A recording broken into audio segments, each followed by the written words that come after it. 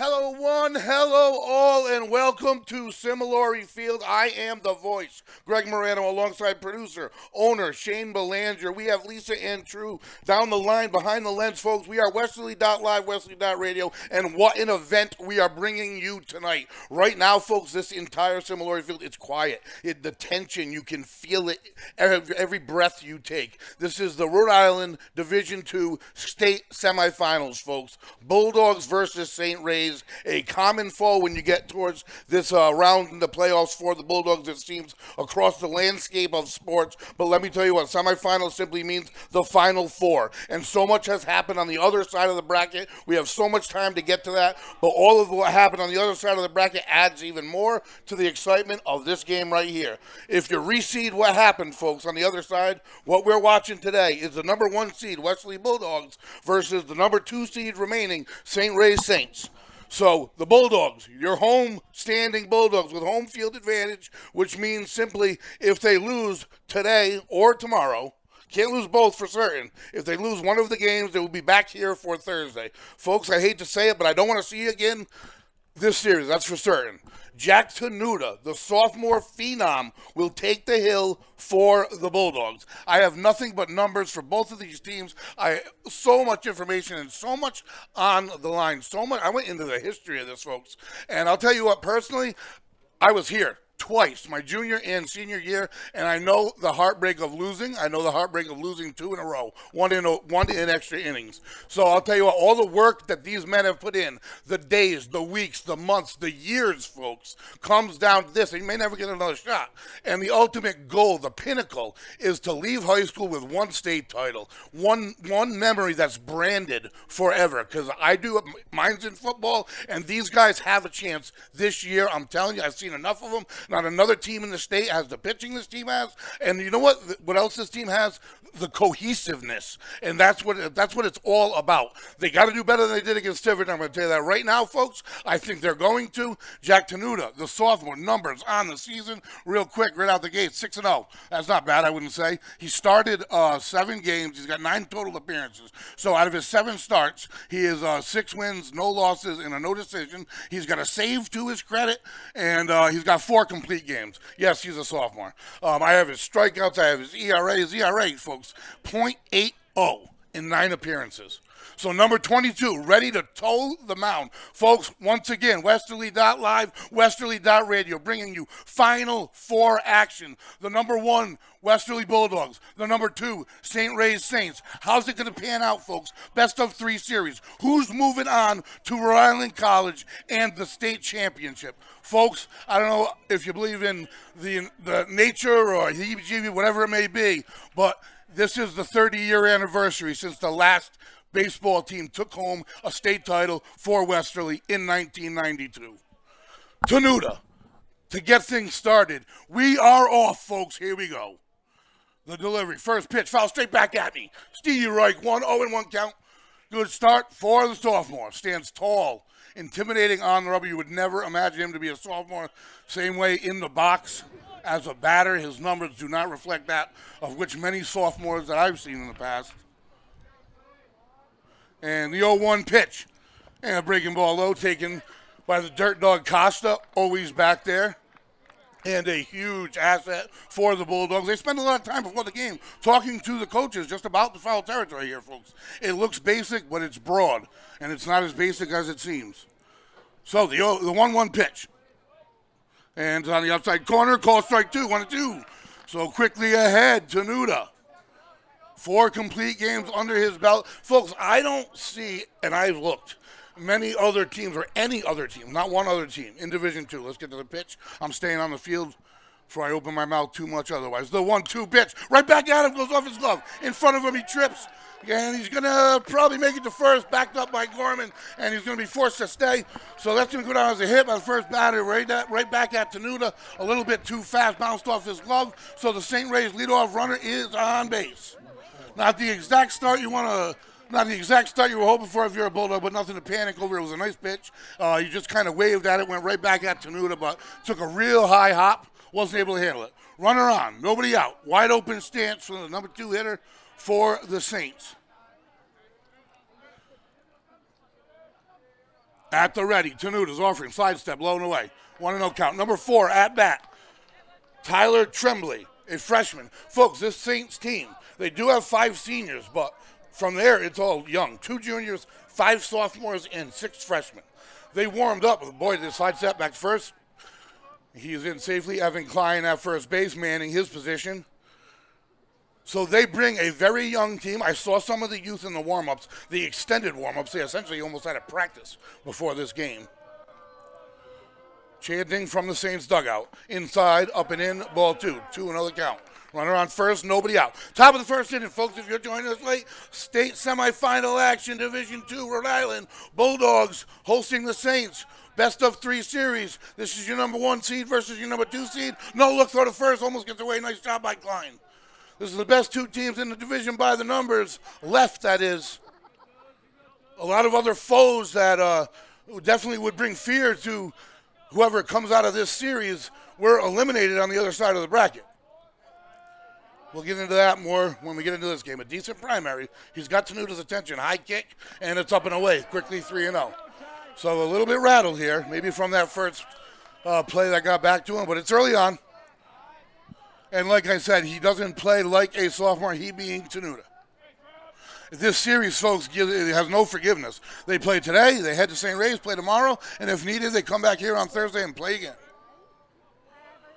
The 3-0 pitch. And that's right over the meat of the plate, strike 1. 3-1, batter still ahead here.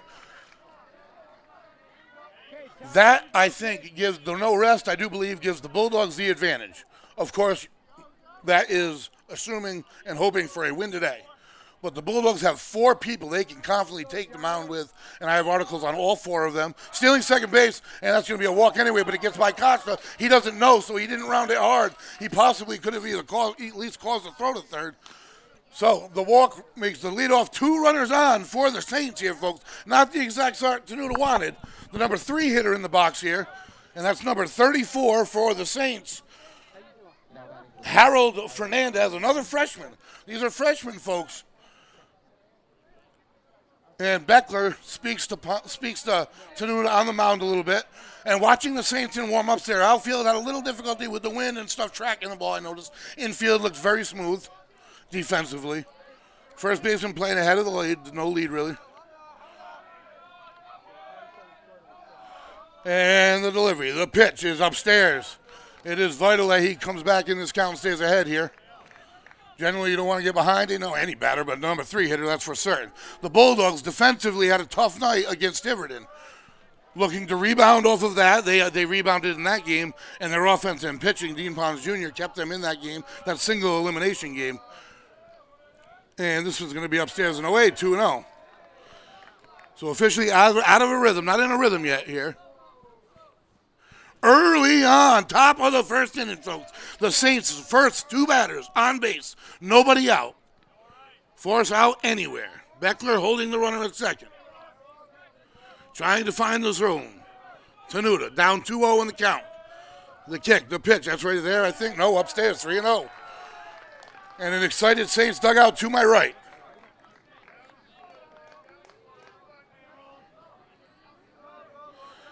Trying to get a better feel of the ball is Tenuta. Down 3-0.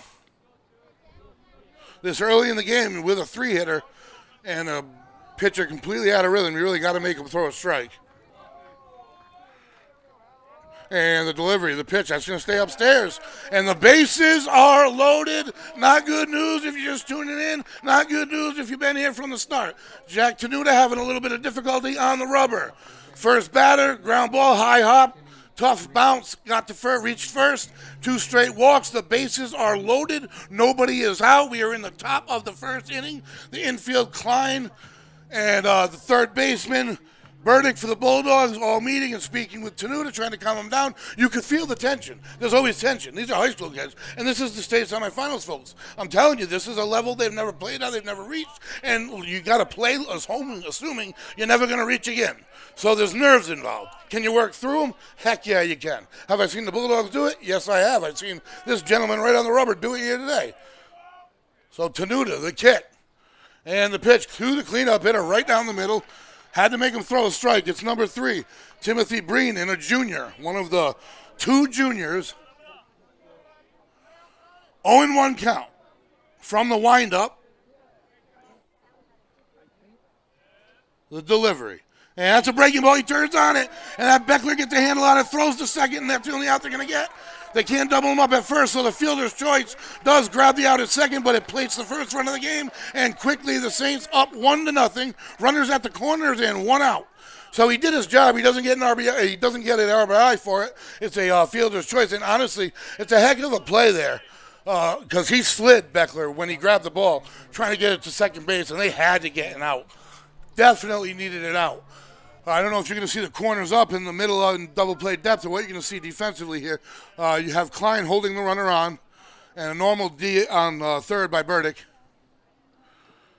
They're not worried about their offense. Bunt, and he puts it in a nice spot right in front of Tenuta in a nice sort of first. He's safe. Klein didn't have his foot in the bag. Couldn't make the tag. He reaches first, and the run plates. So everything working in the Saints' favor thus far. Another run in, 2-0. Runners at first and second, and essentially a successful bunt for a hit. Traction an issue thus far here for the Bulldogs. Really, it's kind of odd, but we're seeing them slide around a little bit when they're trying to plant and throw. And offensively, the Saints showing off their stuff. And now you have Klein playing up on first. They made the decision earlier not to pull the corners in, and what they got out of it was a base hit bunt. First pitch, nice breaking ball strike, but right over the plate. They're making him throw a strike, and the cleanup hitter is the one who Beckler made that nice play on in the sliding throw to second. They're only out thus far. We got runners at the first and second, 1 down, 2 runs in. Top of the first, Costa stops it in the dirt, 1-1 the count. So the Bulldogs trailing 2-0 early. Shadows shouldn't be much of an issue here tonight, folks. Overcast, perfect weather for a game. Perfect night for a Bulldog victory. Not the way they wanted to start it, but it's all about how you end it. Breaking ball, barely touched, nice pitch. When he's in his zone, that's it. It starts as a strike and just dives away from you, and that was a nice pitch. So 1-2, 1 out. Beautiful time for a strikeout here. Tenuta, when I bring out the stats later on in the game, I don't do it early on, but is right up there in the top 5 in the state of Rhode Island for strikeouts. And this would be a beautiful time to pull it out of his pocket to pitch. Breaking ball away and a strikeout. That's what he needed, number 44. Frausto, the sophomore, goes down, and that is his complimentary. That is his beauty. That is a killer. His fastball is his ace, and when you can throw a breaking ball like that, I don't care what side of the plate you're facing, you're not getting a good piece of it. I mean, that just dove away 2 times in a row for a much-needed Bulldog strikeout. Are they settling down? We'll see right here. Runners at first and second, 2 down, and the first lefty of the night steps in. Tenuta's pitch, breaking ball low, gets by. Costa on the mound. Tenuta's going to have to cover home, and now we have 2 runners in scoring position. 1-0 count. You don't have to give him anything with first base open, but do you want to face? Who do you want to face? It's a chess match. It's all about numbers. Coach Pizzato knows the numbers. 1-0 count, 2 down. Saints have 2 runs in, runners at second and third. They can kind of open things up with a hit here, folks. Not being held on. Huge lead at second. And fouled away, 1-1. And when I mean he's getting a huge secondary, he's 2/3 away to third. He will score on a hit. A hit for certain will plate 2, but I agree with the defense. You got to just stay the course and play your spot. You have to trust your pitcher and trust the process. They've done that all year. Win the day has been their motto, and the day is 7 innings long. The pitch inside, swing and a miss.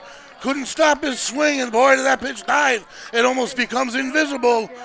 And number 99 at bat, Andrew Rodriguez, one of the 5 seniors. 1-2, 2 outs. Can he pull a second strikeout out of his pocket? End the bleeding. And what confidence that would bring to himself and the Bulldogs as a whole. The kick, the 1-2. Breaking ball fouled away. Just got a piece of it. And right now he knows he's got that pitch rocking, folks. So we are in the top of the first inning, and we have action already, folks. Fireworks, electricity, whatever you want to say. Similori Field, the place to be, or Westerly.live, Westerly.radio, the place to be watching. Final Four baseball. Winner heads to Rick for the state finals. Tenuta's pitch to get out of a jam. Breaking ball stays up and away. Costa, who's let a couple get by him, which is not like him early on. And let's see if the last pass ball comes back to really hurt the Bulldogs. Not holding the runner on second, you really can't. 2-2 count, 2 outs. Number 22 on the rubber. 2's the number here. But we're looking for 3. Strike 3 on the way, maybe the pitch. Check swing, did he hold it? Good hold back, good hold back. And he checks to first, safe the call. What do you have, Ump? Full count, 2 outs, 2-0 lead. First base vacant. You don't have to give him anything right over the plate. By no means. You create a force out anywhere with a walk. A walk is much better than throwing one right down there and finding a gap. And the full count pitch stays away. Check swing to third base. Bobbled by the Bulldogs. Nowhere to go with it. He tries first. It's too late. The run scores, and that's an error, an unearned run. 3-0 the score, and the woes from Tiverton right now are continuing for Westerly. The fielding woes, that is not the way they want to start this. Definitely should have vacuumed that one up without a problem. The score, 3-0 top first. 2 outs, runners at the corners. Number 7, Carson Duprat, a sophomore, up 4, the Saints. Quickly down 3-0 the Bulldogs. A buoyant team, they can bounce. We know that. They've been down before. They score in flurries. They have an excellent offense, but they need to stop the bleeding. You can't get through the semifinals scoring multiple errors. There is no question about that. Coach Posada was quoted as saying that, even in the newspaper article regarding the Tiverton game, which I have right next to me. And the pitch, breaking ball, cuts down low. If they don't chase a little bit, then that pitch is tough. 2-0 here. Batters count again. It seems he's been behind everybody but one batter that I can recall. Just the way a visiting team takes away home field advantage for a game, takes away the crowd is what they've done. That pitch upstairs, 2-0. Again, a walk doesn't kill you, but at some point you got to do something and head back to the dugout, folks. A walk sure does put a lot of pressure on you on the next hitter. You got to look at it both ways. Look at the chest, 2 steps ahead. Do you want to be Jack Tenuta with the bases loaded again? The 3-0 count. Stealing second. It's a strike. The throw will count, and he cuts it off. No advance on third. Runners in scoring position. 3-1 count. 2 outs. And two more ducks on the pond, as they would say, for the Saints. We're only in the top of the first, folks. Do not panic. Jack Tenuta's got this. He's got to take care of it right here. 3-1. First base vacant. Opens up his arsenal, and he get him to chase outside. Called strike on the outer portion. Nice pitch. 3-2. 3-2, 2 outs. Runners at second and third. Can't afford to let them in. 3 have already crossed the plate. Couple of them unearned. Defense not in sync at the moment. And the 3-2 pitch to the plate. It's a one hopper by the second baseman. Again, the Bulldogs all season long make that play. And that is going to make a play at the plate. Costa hangs on to it and throws out the second runner. So at least a little excitement. A great relay. And a little excitement to go into the dugout with for the Bulldogs as it got by second base. Turned his head to the outfield a little too soon. Defense got to wrench it in. Got to use that as a huge catapult forward, because that was near disaster, folks. And it's a good thing that Costa knows how to protect that home plate. He was 2-3 feet in front of the plate when he got the relay. It was a great relay throw.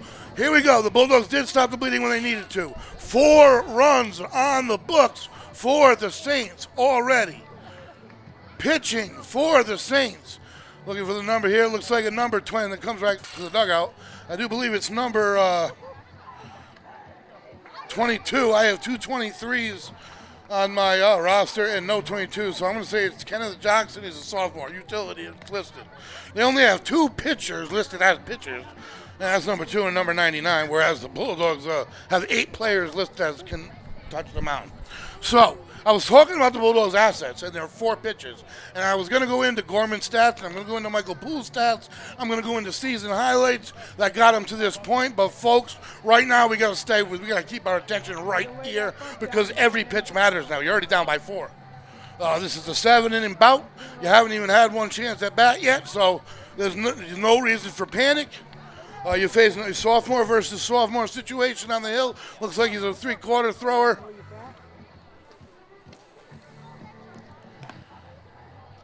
And as I said in the extended warm-ups, the St. Ray's defense looked in sync. They really did.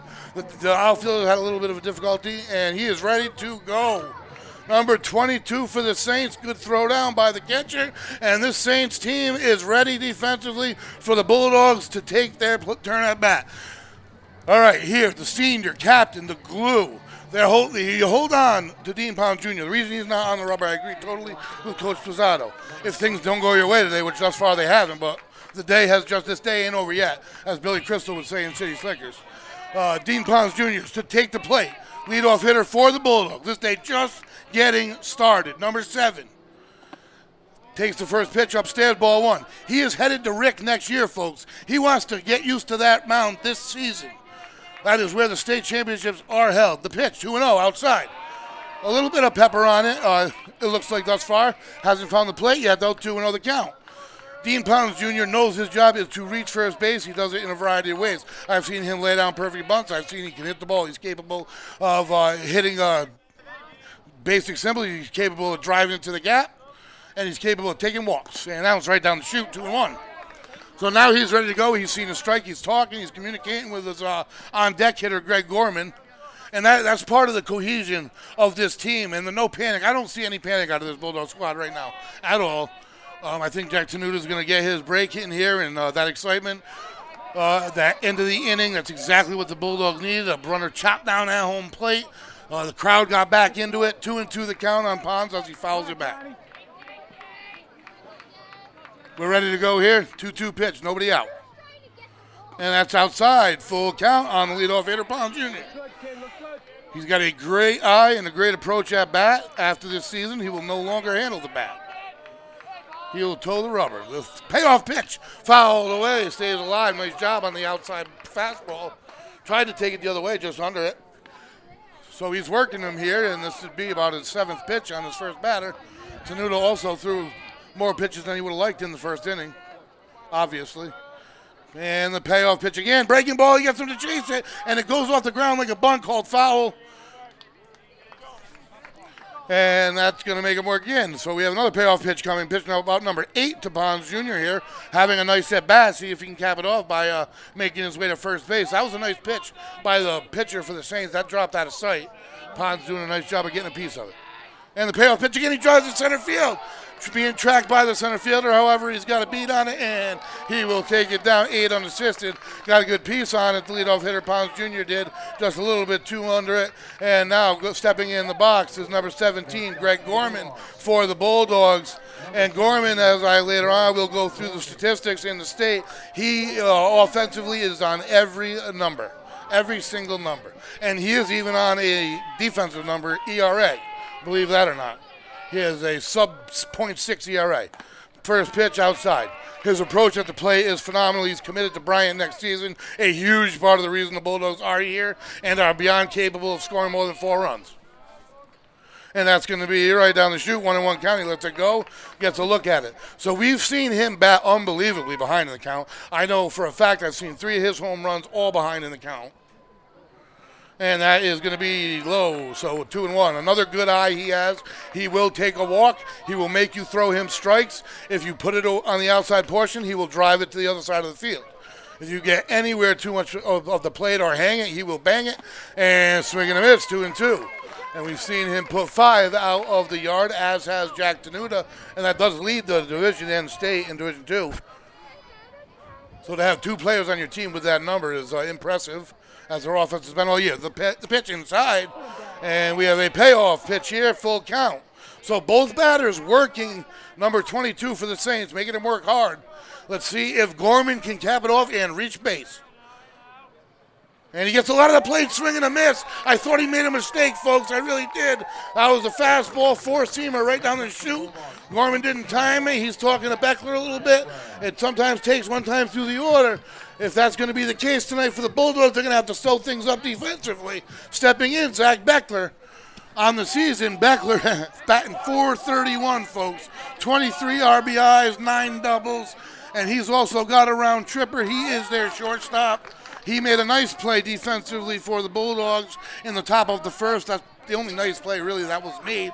0-1 count, number 21, the shortstop. Swings, and again, he's getting it by him a little bit too much pepper. The Bulldogs finding themselves one fraction of a millisecond behind. Gorman did and Beckler did on that swing, so quickly down 0-2 and calls a timeout. Beckler, that's a nice decision. I like anything that throws off the timing of the pitcher. So the Bulldogs trying to spark something offensively here, folks, with 2 outs, bottom of the first inning. We are just getting going here. And the pitch, swing and a miss. Strikeout by the Saints, number 22. An impressive first inning by the Saints, number 22. And they knock down the Bulldogs in order 1, 2, 3. We have one in the books, folks. Didn't go the Bulldogs' way. That's why they played 7. So the first inning is in the past. The Bulldogs lose the first inning 4-0. They got to try to win the second inning now. You break this game down into parts, folks. That's how important it is. You break it down into innings. So you lost the first inning. Now you got to work on winning more innings than you lose. And during those innings, you got to score more than 4. Simple as that, right? So, that being said, this production, this Westerly.live, Westerly.radio, semifinal, best of 3, final 4, trip to the state title at Rhode Island College on the line. However you want to phrase it. This production brought to you in part by the Knickerbocker Music Center Live. Watch local bands live from the Nick in downtown Westerly, RI, Westerly Live, and 321 Media. Valenti Subaru Sales and Service, located at Dunn's Corners, Westerly, RI. Valenti means value. With over 90 years in the auto business, the Valenti family knows how to keep customers happy. Wireless Zone, cell phone sales, service, and repair. Strategia, social media management, local company with local strategies to help your company stand out on the web. Remy's Cycle and Teddy's Toys, both located in downtown Westerly, 53 Railroad Ave. Remy's Cycle, cycling accessory, latest in e-bike technology. Teddy's Toys, modern toys, classic toys, board games, model building, stuffed animals, and McQuaid's Ace Hardware, your local family-owned hardware store located on Franklin Street in Westerly, RI. If they don't sell it, folks, you don't need it. That's McQuaid's Ace Hardware. We are Westerly.live, Westerly.radio, folks, and stick with me. Just trust me, have faith. This thing has just gotten started. There is no quit, and those 9 players in front of me, I know that to be a fact. I am not nervous one bit. I am just more excited. Tenuta, here we go. Top of the second. Starts things off right down the middle, and he's going to turn on it, and it bounces. We're looking for a signal, and just foul off the handles. Way ahead of it, but a nice pitch by number 22 on the inner portion to handcuff him. Also fortunate by the Bulldogs. That's that Bermuda Triangle area on both sides of the field I refer to. There's one in fair territory and there's one in foul territory. And it's always dangerous and unfortunate when it gets there. So the 0-1. And he gets him to go upstairs. Can't check his swing. Number 24, eager for the Saints. And again, number 24, not on the roster. And Tenuta's pitch, breaking ball, pops him up. Beckler's going to track it, I do believe. He's got a beat on it, and he will vacuum it up. So that is a 6 unassisted and a huge leadoff out for nobody more importantly than Jack Tenuta. For him to get up there after that first inning and stand up on that rubber, the way they threw him out at home inning, and to get that leadoff out, that is such a huge sigh of relief for him. He can take such a deep breath. The monkey's off his back. He's ready to go now. So, nobody on, 1 out. And the 0 pitch, breaking ball, strike 1. What a beauty. He's got that one. That one dropped like low in out of the zone, but it crosses through the zone. You got to try and take a wave at it. You got to do something. But when he's got a hold on where that thing's going, it is deadly. And that's a nice spot for a fastball up and away. Doesn't get him chased. And the pitcher Let's drive one. in the box for the Saints, trying to help his own cause a little bit. 1 out, nobody on. 4-0, top second. Saints, the 2 seed, with the early lead here. Division champ Bulldogs. And squares the bunt, fouled off. Tries to surprise him. The pitcher does with a little bit of a base hit bunt down the third base line attempt. Got far too much of it, fouled it off to the near the Bulldog dugout. And the count 1-2, Tenuta ahead. Come on, drive one. Wants to put him back in the dugout quickly. The 1-2. And the breaking ball, he gets a fly ball center field. Should have a beat on Dean Pounds Jr. That gives it up, no problem. No nerves whatsoever. He holds the ground, and he holds a wide spot in center field when he's out there. Honestly, he can cover almost all 4 light towers out there. And the bottom line also is he's the king of communication for them. There's no communication problems and no fear of that being a situation for the Bulldogs when he's out there in the middle. So 2 down quickly for Tenuta and the Bulldogs. Upstairs fastball, 1-0 the count. Bulldogs getting exactly what they are hoping for, a 1-2-3 inning. Number 4, freshman Tyler Tremblay, a second time in. So they have made their way around. This would be their leadoff hitter. And ground ball to Beckler. He vacuums it up, throws it to first, sir. And it's going to be a 6-3, 3 out, 1-2-3, top of the second inning. This is a bounce back Bulldog team. I told you that first inning, they're settled right in. No problem. It's a race now. They just got to work on the offense and chipping away. Because now Jack Tenuta, he's in his rhythm. He's ready to go. When he's in his rhythm, other teams are in trouble. So the Bulldogs in a huddle with the coach. And as we say that, I'm going to talk a little bit about the Tiverton game, and Coach Potato admitted that the team was a little out of their comfort zone. I mean, you got to admit, a single elimination game after such a great season is an oddity. It's not a perplexing situation to be put in. It really is. It almost eradicates all the work you did in the regular season.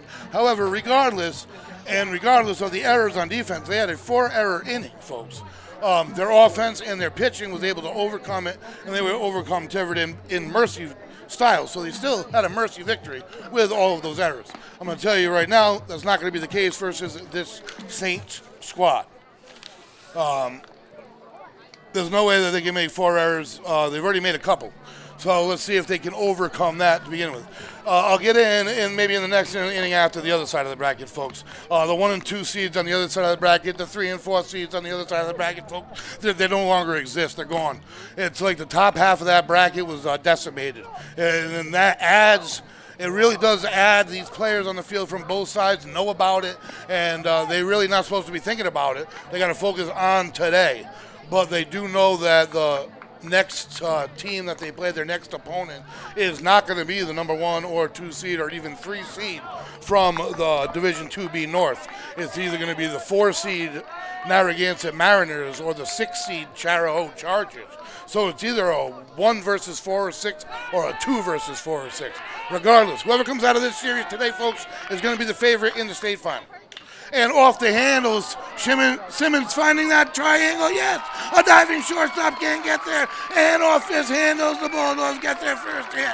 That's that triangle I talk about, so tough to get to, often off the handles of the batter or just getting under it, and it was kind of both for Simmons. Regardless, it lands as a hit, and it's generally fortunate for the offense that sets up the pitcher. Jack Tenuta, number 22, stepping in bat, a regular season average. 429, folks, 5 round trippers, 4 doubles, 25 RBIs, takes ball 1. Looking to help his own cause as a sophomore on the rubber and in the box. He's got senior-like numbers, 2 more years to develop. It's about this year. And that one's over the plate, takes his strike 1. The Bulldog defense, the Bulldog dugout is alive, let me tell you, folks. And like I said, the Bulldogs pitching, they have a 4-headed monster. They have their ace out there in center field. They have their number 2 ace on the mound today, Jack Tenuta. And low and away, kept in front. Nice job by the Saints catcher. 2-1 the count. Simmons stays at first. So that stop kept the runner from advancing to scoring position. And Costas had a little difficulty with that as well thus far. Not in the second inning. If they're going to erase the first, then I need to stop backpedaling to it. And he swings and gets up under it. He pops it to the pitcher. Comes off the mound, unfortunately, vacuums it up for the Saints. And that's going to be one down for the Bulldogs. 1 out, 1 on. In steps the catcher, number 9, Travis Costa. For the Bulldogs. We're in the bottom of the second inning. Number 9, Travis Costa. Looking to move Simmons into scoring position here. The Saints, middle of the defense in double play depth. Outfielder semi-deep and swings a ground ball, slow roller to third. And he's going to have to make the play at first. He's running, throw one hopper, and he fields it off the hop at first. So he does advance the runner into scoring position, but he is out on the fielder's choice. 2 down, and we have Simmons at first base. The first duck on the pond of the day for the Bulldogs. Can they get a chip shot and get it in? They need every one they can get. They cannot leave base runners on. When you give up 4 runs in the top of the first, folks, you lose that luxury. You lose the luxury of leaving ducks on the pond. I don't really like that term. Leaving runners in scoring position. And to check at first, that's almost a pause in his motion, almost a balk. We'll see how that goes all night long. But he definitely makes a little twist, tries to keep the runner back. They have the middle tight on. It looks like second base is going to hold him on. Average primary lead, moderate speed at second. And the pitch gets up under it, number 12 for the Bulldogs. Second baseman for the Saints has got a beat on it. And the leadoff single doesn't pay off for the Bulldogs. They can't capitalize, and that's a runner left on base for the Bulldogs.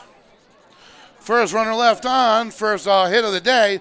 So they have not reached base, but we have 2 in the books, folks.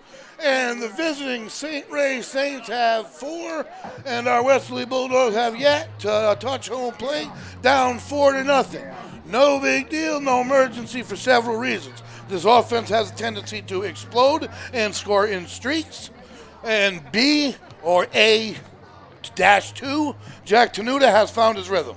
I'm confident he has. That play at the plate was the springboard this team needed, and he showed it in the second inning. And there's no doubt in my mind that he can move forward and give up no more runs, maybe only 1 more run. The Bulldogs offense has 5 more opportunities, which is plenty to kick into gear. This is double elimination, so there is no need to panic. This is early on in what is going to be a nerve-filled, a tension-filled, an exciting series here. And I have a feeling after seeing that first inning and after seeing the Bulldogs bounce back from it, this is going to be a long series, folks. I do think you need to score at least 4 runs to really beat the Bulldogs. The St. Ray's pitcher has done a nice job. He hit 7 batters. It's required to get through 2 innings, and I have yet to see any pitcher do that to the Bulldogs thus far. So that being said, I can bring up I'm going to hold the phones on that. As Costa makes the throwdown, folks, I am the voice, Greg Morano, alongside producer, owner, Shane Belanger. We have Lisa and True down the line behind the lens. We are Westerly.live, Westerly.radio. Folks, I am out of my mind. I really am up here. I'm sweating. I'm losing it. I'm waiting for the explosion that's going to happen. I'm already excited because I know Tenuta, he's hit that groove. When I see that, that excites me, and I know the Bulldogs have a chance because they have the pitching to always have a chance. First pitch, lets it go, a little bit upstairs, 1-0. They do have that pitching to always have a chance. They can put 4 pitchers on the rubber that are capable.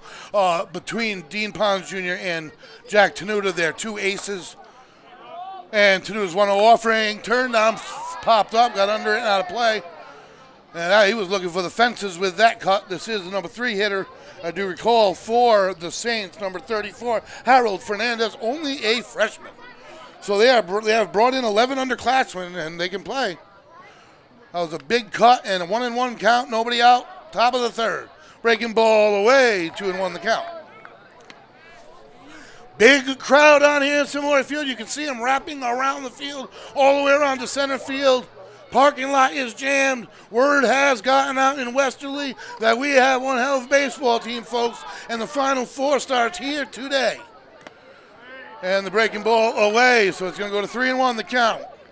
Falls behind the leadoff hitter here. You don't want to, no freebies, no more left. Give up all of those options in the first inning. 3-1 count. Gets the sign.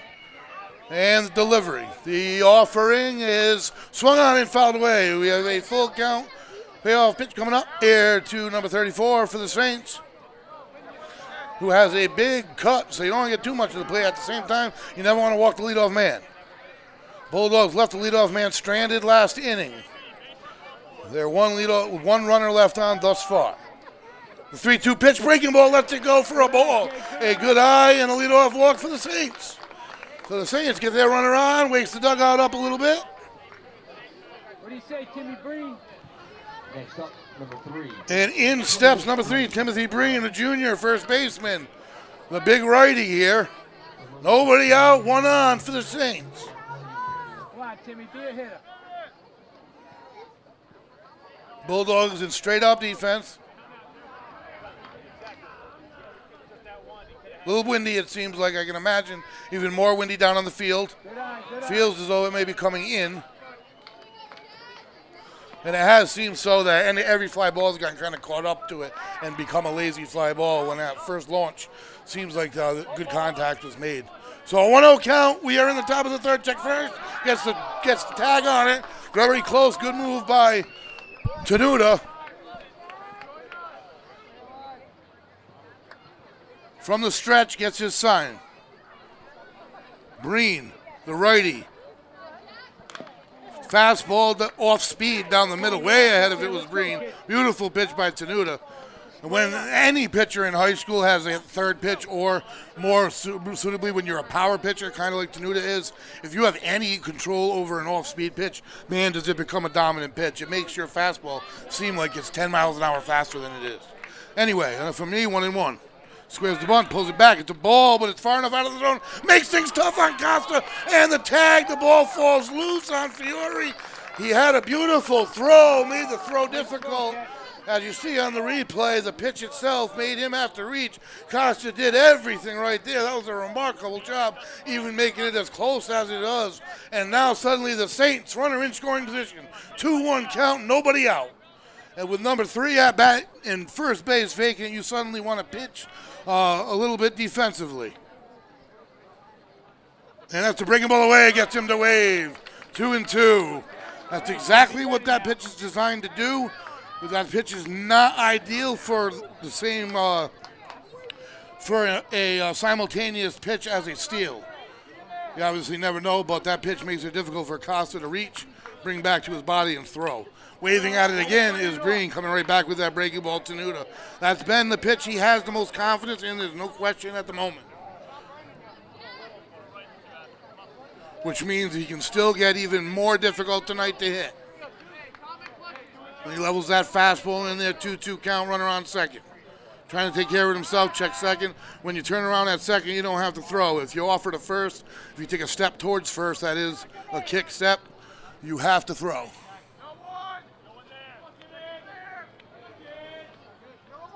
Pitch from Tenuta, inside line drive, caught by the third baseman. No play at second. It was such a hard hit ball. The runner at second didn't get enough opportunity really even to get into his secondary lead. Nice play by Burdick for the Bulldogs. And a hard hit ball. They did turn on that fastball. That was right up in the zone. And Tenuta kind of fortunate. It was right at Burdick. Nevertheless, the first out of the inning and the runner does not advance. So the runner maintains his position at second base, but in scoring position. One down for the Bulldogs. Klein playing in on the grass. Wide open stance. Lead off. Nah, it's not the lead off hitter for the Saints. Middle of the order. Breaking ball stays upstairs 1-0. First base vacant. Runner on second. Giving up 4 runs already here, folks. Top of the third inning. 1-0 count. Simple second. I don't want to say simple, but Tenuta had a nice second inning. Pretty quick second inning. Another ball, 2-0. Had to work extremely hard in the first and is beginning to have to throw some pitches here in the third. One down. Runner on second. If you're just tuning in, folks, Rhode Island, Division II State Semifinal action here live, Semifinals Field, Westerly.live, Westerly.radio, bringing it to you. Jack Tenuta's pitch, check swing, ball, 3-0 count. Bulldogs trail early, 4-0 to the visiting St. Ray Saints. Game 1, best of 3 series. 4-0 Saint lead early on here, top third. Bulldogs average more than 4 runs a game, so no mere panic here. But the Saints in a groove. And take strike one. 3-1 count.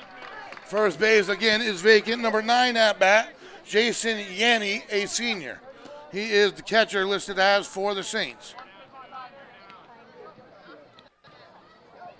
No one holding them on at second. And breaking ball inside, he takes it, lets himself get hit. No effort to get out of the way. Will create a force out. Not really that big of a deal for the Bulldogs defensively. In fact, it kind of helps. The question is did Tenuta lose that pitch again? Is he losing the strike zone? Or is he backing up the batter? We'll see here. 1 out, runners at first and second. 4-0 Saints lead. Would love a ground ball up towards the middle. Some kind of a double play pop out, strikeout. Anything not to advance the runners. First pitch up and in. Has not had command yet of that fastball. Any kind of rhythm he's been in has been in great part or solely due to that breaking pitch he is throwing his curveball. 1-0. The kick, the pitch, breaking ball, there it is, but it breaks away. And I think the Saints, they're starting to realize that. Now, his breaking ball is predicated greatly on ending up outside of the strike zone and having you chase that pitch that appears as though it's going to be a strike and then dives away. They're starting not to bite. I mean, if that's the pitch, if that's your go-to, then patience can be the solution for the Saints. Fastball again, away, called strike on the outer portion. Big strike by Tenuta. Number 44 in the box, sophomore Michael Frausto, shortstop for the Saints. Perfect night for a game, folks. And I think we have one heck of a game yet to come. And that pitch is called a ball. Must have been blown away. Puts him behind in the count, 3-1. With runners on first and second, you don't want to walk. That is not ideal. There's no vacant bases, really. Tough spot here. What does Tenuta go with? The number 22 on the rubber. The sophomore. The breaking ball off speed, swing and a miss. That pitch had something off of it and had a little bit less than the break. Not sure what it was. Beautiful pitch. He only took a little off it. Man, if he can take a little off a pitch and keep the zone with it, deadly, deadly. 3-2, 1 out. Huge pitch. Probably the pitch of the night up till this point for Tenuta. The kick and the offering over the plate popped up. Beckler's tracking it, and he's waving everyone off, and he's got it. So the 6 unassisted for the second out. Tenuta does the job. Tough at-bat. Number 44 with a difficult at-bat for Tenuta, but he stayed strong and proves too tough in that at-bat. Huge, huge pitch he threw. 2 outs. 2 runners on. Bulldogs can ill afford another run in. The lefty for the Saints steps in. Tenuta wants to head to the dugout here. 2 down. Top of the third. Fiore at second, trying to keep the runner close. First pitch fouled back. 1 strike, 0-1 count. Quickly ahead. Nice to see. Not accustomed to that thus far this evening. They haven't hit the groove just yet. That's the thing about baseball. It's a long game. And the pitch. He's taking off the third. Hit and run was called. Bouncer to second. Fiore to Klein, and the Bulldogs end the inning. No more harm done. No further harm done, I should say. 2.5 innings in the books. And Tenuta gets out of the jam. No more runs played at the score. Saints 4, Bulldogs 0. But the Bulldogs headed to the plate for their turn in the bottom of the third inning. Okay, I think it's a good time here to just throw this out here. All right. It has been, folks, 30 years to the date, to the year, since the Bulldogs have brought home a state championship in baseball. And I had the fortune of watching that team. Actually, I was young, idolizing that team. That's the best team I ever saw growing up, I'll tell you right now.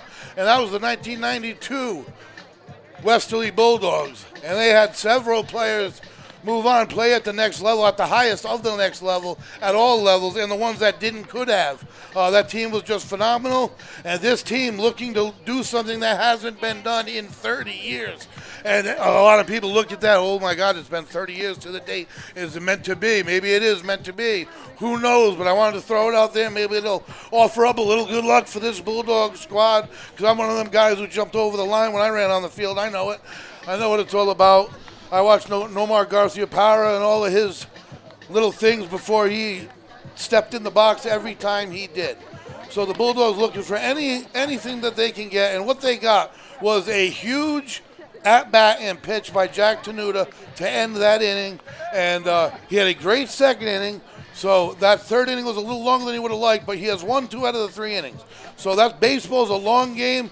Number 22 warms up really with only 1 pitch to his catcher, the throwdown, and we're ready to go. And I guess I would too. He's only seen 7 batters. 6 of them he's gotten outs out of. So he has started out the game extremely hot. I do believe that's Jaquez, the sophomore, I think. I don't have a 22, but I have a couple 23s. Number 11, the first baseman, Evan Klein, in the box for the Bulldogs to get things started. And the first pitch by the Saints pitcher. It is a called strike on the low inside corner. So he's working quickly, right back on the rubber, ready to go. That sounds familiar, folks. We have a pitcher who does the same. And that pitch on the outside portion, he's taking 2 quick strikes, down 0-2. Real quick, he's back in the box. Pitcher's back on the rubber. I don't like it. I like it when you see Dean Pons doing it, and there you go, Evan Klein. That is very senior-like. That's the baseball IQ this team possesses. He calls timeout. He steps out of the box. Makes a huge difference. They're going to set up outside. And he swings waves at it, and he gets a little piece of it and a new life. But that simple thing of stepping out of the box, whether it works out this at-bat or not, is a huge, huge difference. So as I want to celebrate that 92 team and talk more about them, this is the team to celebrate at the moment because they have all the tools. They had a swing and a miss on the outside portion, but I'll tell you right now, number 22 has got the numbers on him. That back leg kicked out on Klein. So the 8th batter for the Bulldog heads back to the dugout. And 7 outs out of 8 batters. Second baseman Nick Fiore at bat for the Bulldogs. And this will be the 9th Bulldog hitter. Nobody on, 1 out. Bulldogs offense yet to get in gear. And up and in, swing and a miss. Quickly ahead, 0-1. Lights turn on here at Semifinals Field. Over the outer portion and getting the edge. Quickly down 0-2, the second baseman, Nick Fiore. So this pitcher, number 22, and he is in a groove. He's in a rhythm. He's back on the rubber. And he's got this Bulldogs number right now. Called strike 3 on the outside part of the plate. And these 2 batters up and down for the Bulldogs are doing it quickly. Up and down quickly. They're frustrated on their way back. And they haven't solved the mystery of number 22 yet. Nor have I as far as his last name. But I'll tell you right now, it's more important that they do on the field. This is the bottom of the 3rd. And Dean Pons is stepping in the box with 2 outs and nobody on. Breaking ball, doesn't get the call away. That's not really how, ideally you don't want 2 outs and nobody on when he's at bat. He's such a good hitter. He finished the regular season with a .312 average. When your ace pitcher's hitting .312, 11 RBI, 6 doubles, and a bunch of walks. I don't have that number right in front of me, but he's got a bunch of walks. Does a great job in there. Breaking ball away, doesn't get the call. Quickly ahead, 3-0, and the Bulldogs looking for a base runner here. And maybe Pons and Gorman can do it with 2 outs here. He steps out, it's upstairs, ball 4. And he wisely does as he heads to first base. These Bulldogs, there's no egos on this team. There's a lot of talent, there's no egos. And with the pitching and like I said, the cohesion, no egos. And they're not shook right now. They're not shook. Greg Gorman steps in. That's what reminds me of that 92 squad and what makes me think that this team has what it takes. They have 4 pitchers, folks, and it may take that for 3 games in 3 days. Breaking ball comes back in, but it came in late. So number 22, not getting the calls at the most. He's frustrated at that one. Just kind of staring down the umpire. That never works out in the long run, by the way. Pons takes a nice lead off first. Does a good job of getting the pitcher's attention. Slide step, low, 2-0. Gorman ahead in the count. You never want to be behind in the count against Gorman. You never want to be ahead in the count against Gorman. Because I know when he's down in the count, he hits it out of the park. But he's diving back at first. Quick move, nice tag put on him, but he was in there safe. Trying to keep him quick. And number 22 doing a nice job on the rubber, really showing some skills here. The Saints bringing out, I do believe, their ace today. And Bulldogs, Tenuta is a number 2. He is a sophomore. His numbers wouldn't reflect that. Gorman swinging a miss, a hard swing and a miss off the catcher's mitt. Hasn't quite gotten the timing down on number 22 yet, but he's got a couple more chances here. 2-1 count, 2 down. Pons Jr. on first base. So his speed will get him to third. If Gorman can hit a gap or maybe a little hang and bang situation, he can just pop in 2 runs quick. Inside corner off his hand, sprays it foul. That quickly back to 2-2, evens up the count. The Saints pitcher does, so 2s across the board. Number 22 pitching for both squads, I just realized, Jack Tenuta, and number 22 for the Saints. The count is 2-2. There's 2 outs. Pons takes off. Breaking ball. Called a strike 3. Gorman is not happy with it. Looked inside to me. But he is rung up and no threat by the Bulldogs. 3 innings in the books. Saints' first inning right now is the story, the score. The visiting St. Ray's Saints 4, and the Bulldogs yet to cross the plate with 0. So, this being said, the 4 runs, folks, they all happened on the top of the first inning. Since then, no damage has been done. Things got a little bit fancy there in the last inning, but Tenuta was able to work out of it. Excellent job in the second inning. I do believe that this Bulldog squad can hold the Saints to 4 runs, maybe 5 at the most. But right now, what I'm seeing out of the Bulldogs is what I haven't seen all season, is that a pitcher is controlling the pace of their offense. And that is not normally the case, folks. And that doesn't mean to say that every batter always gets a hit for the Bulldogs. No.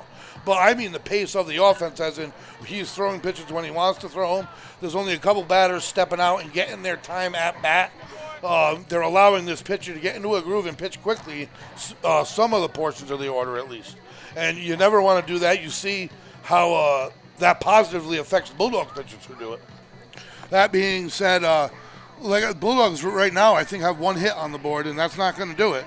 And defensively in that first inning, we said last game versus Tiverton, you can't commit 3-4 errors and move on. Fortunately, they got all the errors out of the way, I'm going to hope and assume, in that first inning. They're ready to go, and we're ready to go. 3 in the books. Westerly.live, Westerly.radio. I'm trying to wake up Semifinals Field, folks. You stay with us. You're going to be awake. I'm going to bring you electricity. I hope they didn't have to come back, folks. They may have to come back. If they drop today, they got to win tomorrow. But then we'll be back with us in Game 3. Here we go. Top of the 4th. Tenuta's first pitch, a taken strike. Back in the zone, got a fastball strike. 0-1 pitch. 4th inning, no damage since the first. Bulldogs offense needs to wake up. And second pitch on the outside, Bornerson. 0-2 the count, number 7, Carson Dupra, outfielder, sophomore for the Saints, in the box. Semifinal, trip to the finals. Goes through Semifinals Field, folks. The Saints brought out their ace today, the Bulldogs number 2. They have Pons Jr. If there is an elimination scenario tomorrow for the Bulldogs, Coach Pizzato, I think, made the perfect move. And you got your ace on the hill. And swing, foul back, just got a little bit of it. And right now, Tenuta in a groove, 0-2 count. Good motion on his breaking ball and good location on his fastball to this leadoff hitter. With Pons Jr. on the rubber, on the hill, there is very little doubt in my mind, if that was the case, that they would return here for a Game 3, folks. Tenuta's pitch, breaking ball, cutter actually. Nice cutter, nice movement on it, and it stayed upstairs, 1-2. And boy, would that be an event that we would be bringing to you. That'd be a one and done. I want to see the Bulldogs win today. I want to hear about them winning tomorrow. Tenuta, strikeout pitch, just a piece of it off the tip of his bat. The 1-2. Batter stays alive. Making Tenuta work for this first out. Nobody out, 1-2 count.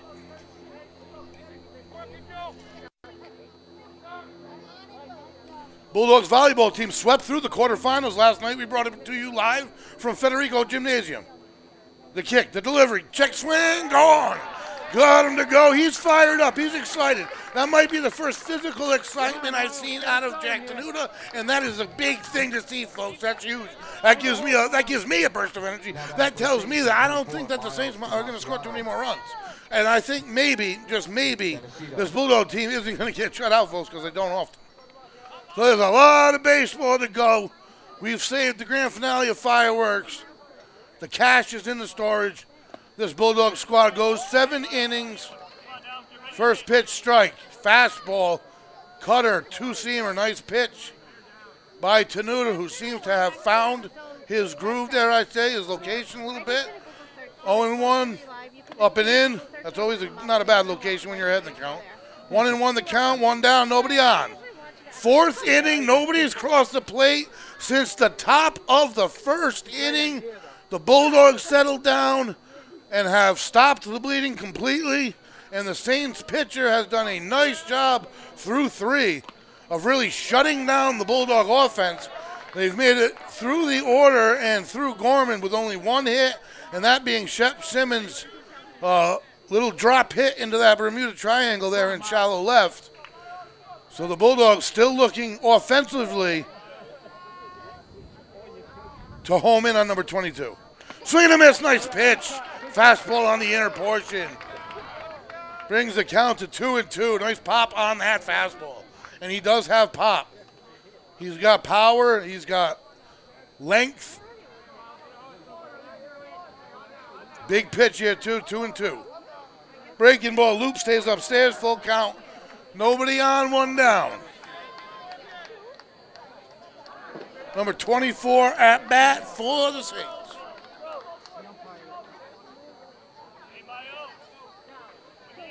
Wants to. Shakes off the pitch, gets his pitch, the kick, the delivery, and it waves at it. Nice job by Tenuta getting the pitch he liked. And I'll tell you what, that was all about location, outer portion of the plate. Seems like he's on his spot now. 2 up, 2 down for the Saints. And the Bulldogs are in action here now. You got to realize that they have gone. This will be their 3rd straight inning of shutting down this Saints offense. So Tenuta has done a heck of a job. I don't know how many errors were in that inning. I don't know how many earned runs, what he got credited, whatever. It all don't matter. Swing and a miss on the off-speed pitch, and now he's in the groove. Now that pitch, he's got 3 in his arsenal. He's even got a cutter working, and he's honed in on home plate now. So we got 2 up, 2 down, 0-1. Top of the 4th inning.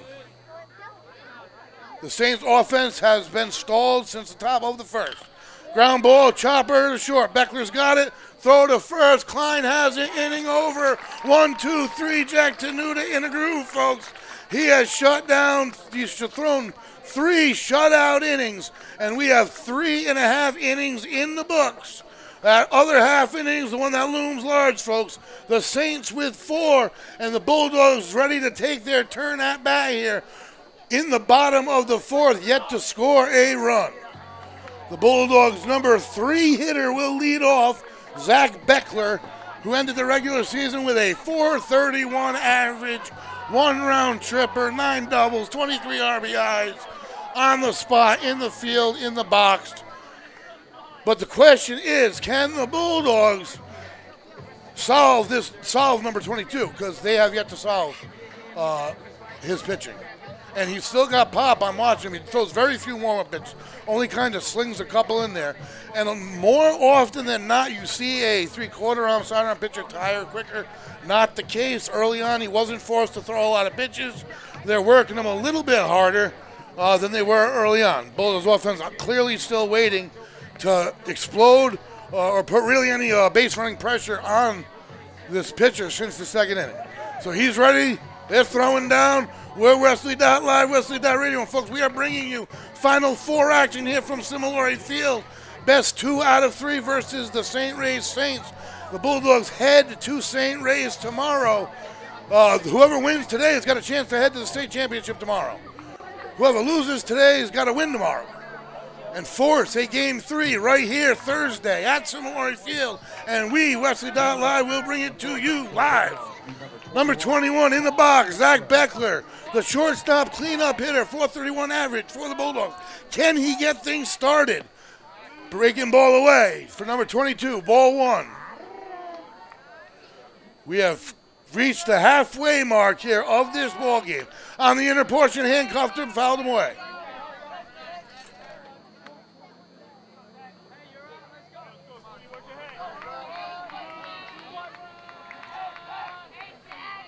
The 1-1 pitch, one on foul straight back. Good timing, just missed it, just under it. Just about a half a baseball under driving that one straight out. Beckler down 1-2. Quickly working is the pitcher, number 22. Breaking ball, waved at, strike 3 with confidence. Number 22 taking care of these Bulldog hitters. I have to give credit where credit is due. Your number is not in the lineups. Your name, excuse me, but you are doing the job, number 22 at the moment. In steps Shep Simmons, number 10. The only hit for the Bulldogs thus far through 3.5. Breaking ball away, a lot of movement on that pitch. And you do tend to get a little extra movement when you drop that arm angle, but again, it generally comes at a cost. Doesn't seem to be the case. Again, the Saints ace here. Showing you why is giving them no runs here. 3 in the third inning through here. Waved that, fouled away.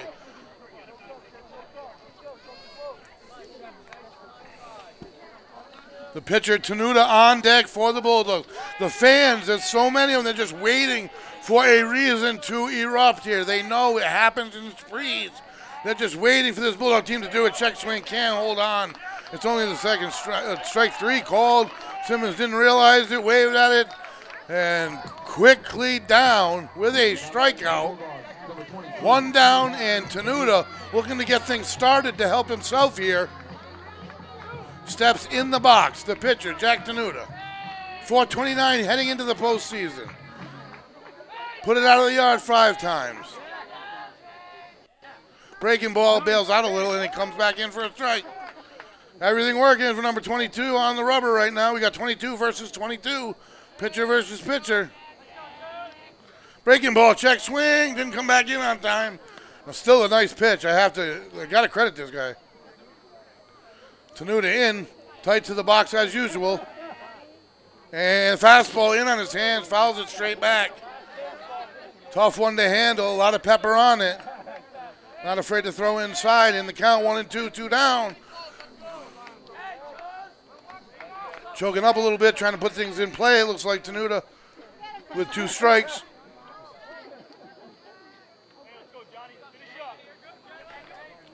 And that pitch stays up, 2-2 the count.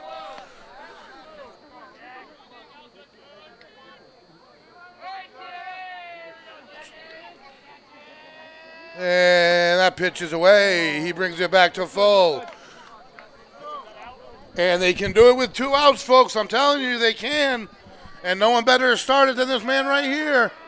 And the 3-ball pitch leads them off with a walk here. A 2-out walk for Tenuta to get things started here for the Bulldogs. Hopefully a little flurry with 2 outs, even if they can just somehow chip in 1. Number 22 for the Saints, that is, has not had to show his ability out of the stretch all that much. Seeing as we have left 2 base runners on base, I do believe. And this would be our 3rd. Runner to reach base. And first pitch, nice pitch over the plate, takes it, Costa does.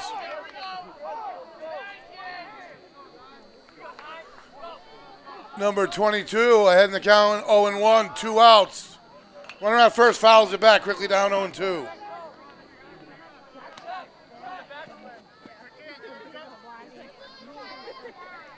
So from the stretch, doesn't seem to be affecting him poorly in any which way. Quickly ahead, 0-2, 2 outs. And breaking ball over the plate, check swing, strike 3, just like that. 1, 2, 3. I'm not sure Costa even got a chance to set up for that at bat. That inning is over and in the books. We are past the halfway mark, folks. Bulldogs need something to get a light up under behind of them here to get them a little bit excited. I think Jack Tenuta zoned in on the rubber. I really do. Hopefully it's not too late for the Bulldogs. We are now heading into the 5th inning of play as the Saints will take their turn at bat. They have those 4 runs from the top of the 1st inning. A couple earned, maybe 1. The rest unearned. un-Bulldog-like defense, a little hangover from that Tiverton game, and since then they've played great. But the bottom line is we said it that game, and I said it at the beginning of this game, you can't do that because you don't get second chances very often in the Final Four. I know that personally. But you do get 2 out of 3.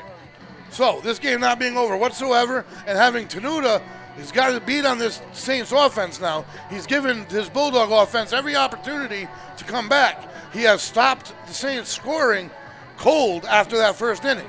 The Bulldogs have gone 4 innings offensively without being able to cross the plate with a run. Now, with this being a 3-game series in 3 days with no days off, you're not going to see these pitchers again. And that is where the Bulldogs benefit. The Bulldogs have 3 other pitchers that can take the mound for them, and they can have confidence they can get a victory with these 3 pitchers working.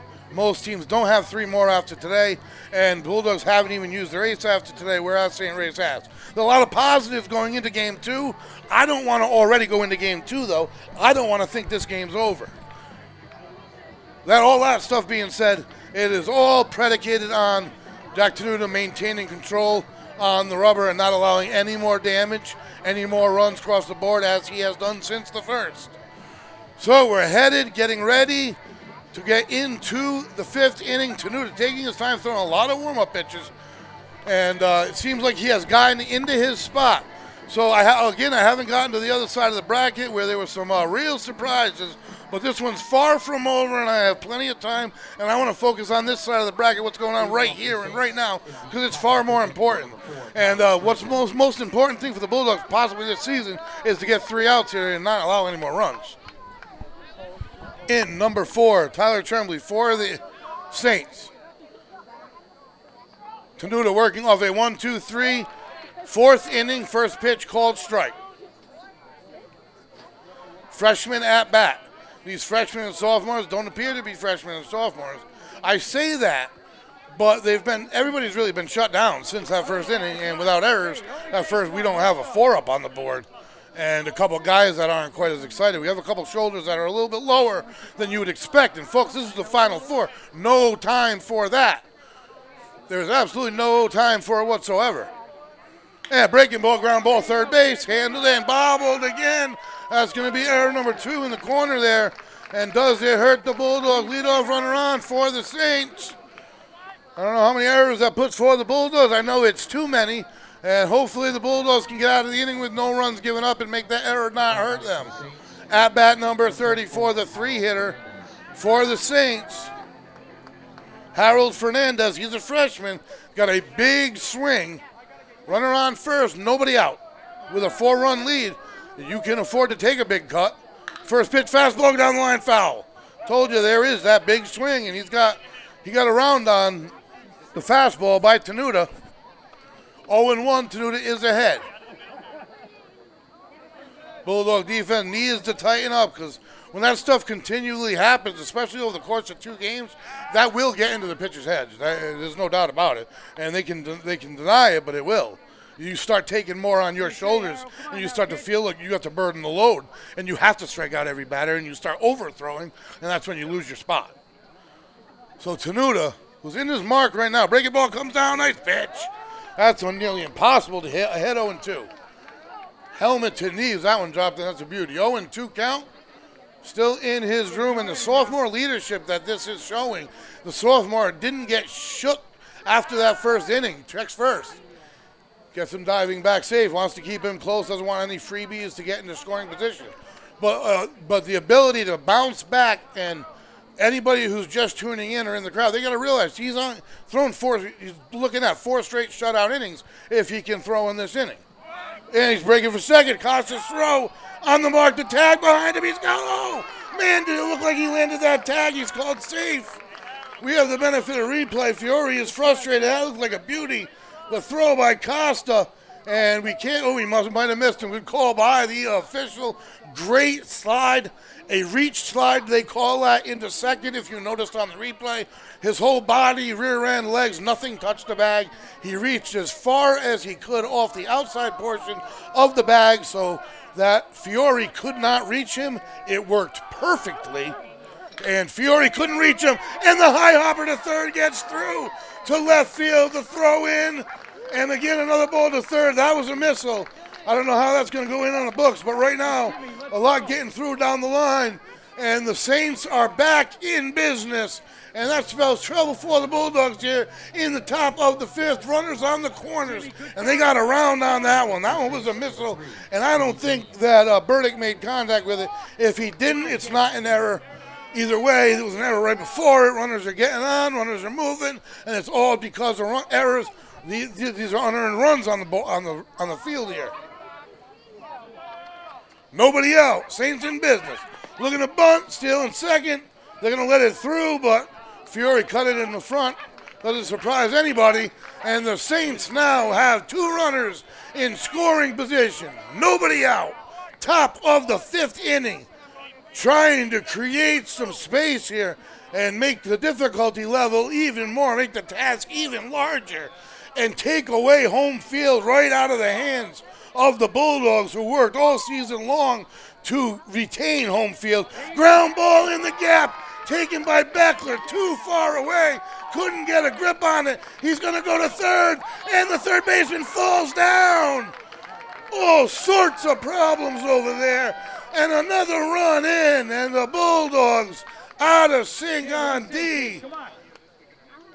Another run in for the Saints, who again have runners on the corners and nobody out. Beckler fielded it, but he was in the grass. I was just too far, and it took a couple clutches to get a grip on it. They had him dead to rights at third. I don't know what's going on over there. Nobody's covering the bag. They fell down, and it seems like right now all the dominoes are falling in the wrong direction. But that's why this is baseball, and that's why champions in baseball are determined via a series. Through a series, because a better team has the ability to prove it over a longer period of time, and one of these teams has to beat the other twice. So it's not looking good at the moment here. Bulldogs got to make a move here and getting out here in the fifth inning. Corners are not playing up. Middle's not playing in double play depth, just pretty standard defense, and I do believe you're going to see the Saints run. That's what they've done all day. Tenuta's pitch, there he goes, bunt, and that was a safety squeeze. Tenuta flips to first, sixth run crosses the plate. Another runner in scoring position. Fundamental baseball IQ. You're seeing it all out of the Saints right now, and that's something to see, because 11 underclassmen, 5 sophomores, 6 freshmen, and you're seeing it all over the base paths right now. They're putting the defense of the Bulldogs in all sorts of situations, and they're not answering at the moment. They have them discombobulated. They're down by 6 runs now, and you're starting to see some heads drop, folks. I'm going to say how it is. I'm excited. I've seen bigger comebacks than this, and I know this is a great Westerly squad that's going to, regardless, however this shakes out. I'm not nervous that we'd be back if necessary here on Thursday, but they still have 3 more turns to bat. They got to stop the bleeding here, though, as the Saints offense has kicked back into gear since the first inning. Upstairs, ball 2. First base vacant. You don't want to give him much, but pitch count getting high. You always have that option. Pull him, and then maybe can he throw in the day's dress? Who knows? You keep that arm in the bank for the possibility of a game Thursday. So many decisions. I know you have Pons Jr. tomorrow, and then you obviously have Poole and you have Gorman for Thursday. I don't know, maybe in emergency fashion. It looks like he's going to go the distance here in this one. 3-0, the count, runner on second, 1 out. We are in the bottom of the fifth, all Saints so far. Saints dugout is having a good time. Ball 4, runner on first and second. Doesn't hurt the Bulldogs. Creates a force out anywhere. 1 out, but another long inning. Pitch count getting up there for Tenuta. Stepping in, I do believe, is the lefty, number 99, and we have a timeout as Coach Pizzato, head coach for the Bulldogs, heads to the mound to talk to his pitcher. Tense game, tough start to the semifinals for the Bulldogs, folks. And that's going to be it for Jack Tenuta. And I'll tell you what, folks, if it wasn't for the errors behind him and the misplays, he's deserving of that round of applause, there's no doubt. He threw 3 shutout innings. He gave up 1 in this one, and again, that was unearned. And the first inning was a little bit of a mess. What they might have done by pulling him, I just kind of mentioned it. I talk so much, you probably don't pay much attention to half the stuff I say. But if you pull him right now, you're down 6. You're not giving up on anything. You got Poole coming in. His pitch count hopefully won't get high. Maybe, just maybe, you left Tenuta's down low enough that if you need an emergency relief appearance or a save appearance, come game 3. If a game 3 is right back here and we're bringing it to you live for the trip to the state championship, that trip to Rick, Westerly Live is bringing it to you. Maybe, just maybe, Tenuta can come back now because you pulled him and you saved any extra pitches. Because that seems to be, to me, the only reason really to pull him there and utilize another pitcher in any reason. Because Poole is definitely going to be available for a game 3. I'll tell you right now, if they're going to head to St. Ray's tomorrow, there's no doubt in my mind we'll be back here if things don't pan out. It's early. The Bulldogs right now, obviously, momentum from the first inning really just been in favor of the St. Ray's Saints. I don't know what it's been. I don't know what it. I think it just came out to the Bulldogs errors in the first inning, defensive errors, and I think that it was just a little bit deflating. And I think that they realized that was a carryover from Tiverton, and those errors in some areas on the field have continued and have multiplied. So they're going to have to do something about it. I don't know whether it's with substitutions or just with confidence, because practice at this point in the season, folks, is just to keep the muscles loose. These are 2 great teams, and by the seedings, this is the number 1 team and the number 2 team in Rhode Island Division, the state of Rhode Island Division 2. They're here for a 2 of 3 series, folks. Number 99, the lefty, Rodriguez, one of the seniors, listed as a pitcher. Poole, the freshman for the Bulldogs, on the rubber, having one heck of a year for the Bulldogs. I've saved a lot of the stats here and all the info I brought. First pitch down the pipe. He's got pop on his fastball. He's got movement. He's tall, long legs, long arms, a lot of whip. He's got good, when he's on his game, he is precise with his location. And that one's in. And he's an intimidating factor just up there on the mound with how tall he stays with his velocity and as well as just his length. So runners at first and second, 1 out, 6-0 Saints here. Saints brought their ace and their A game to game number 1 here at Semifinals Field. No doubt in my mind, folks, that the Bulldogs have not barked, growled, or bitten for the last time this season. I promised you that. I've seen enough. I've seen enough to know. And the pitch, swing on, popped to that tough spot in left field, being tracked.